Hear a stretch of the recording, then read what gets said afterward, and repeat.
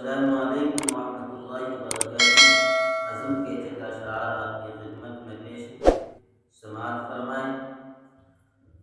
حصول دین کی خاطر جو بچے گھر سے جاتے ہیں، حصول دین کی خاطر جو بچے گھر سے جاتے ہیں، کلام اللہ جو پڑھتے ہیں وہ لوگوں کو پڑھاتے ہیں۔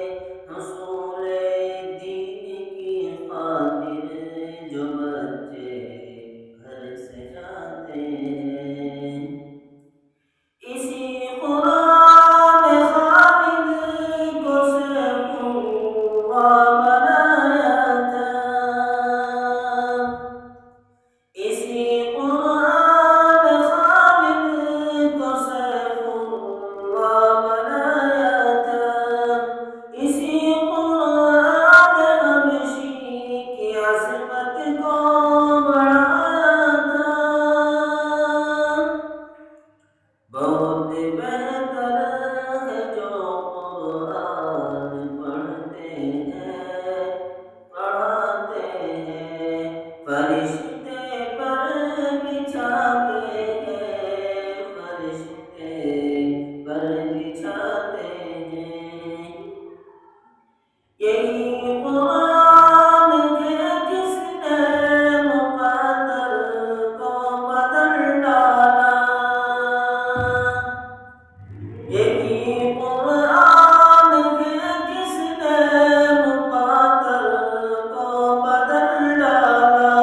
عمر ایمان لے آئے ہوا باطل گم کالا، ملائکہ آسمانوں پر سبھی خوشیاں مناتے ہیں، فرشتے پر بچھاتے ہیں، فرشتے پر بچھاتے ہیں۔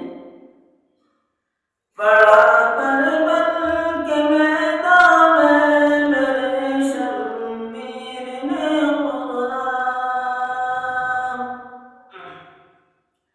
پڑھا کربل کے میدان میں میرے شمشیر نے قرآن، تلاوت کرتے کرتے شام جان بھی قربان، تلاوت کرتے کرتے شام کرتی جان بھی قربان، اسی قرآن کے ہم بھی ترانے گنگناتے ہیں، فرشتے پر بچھاتے ہیں، فرشتے پر بچھاتے ہیں۔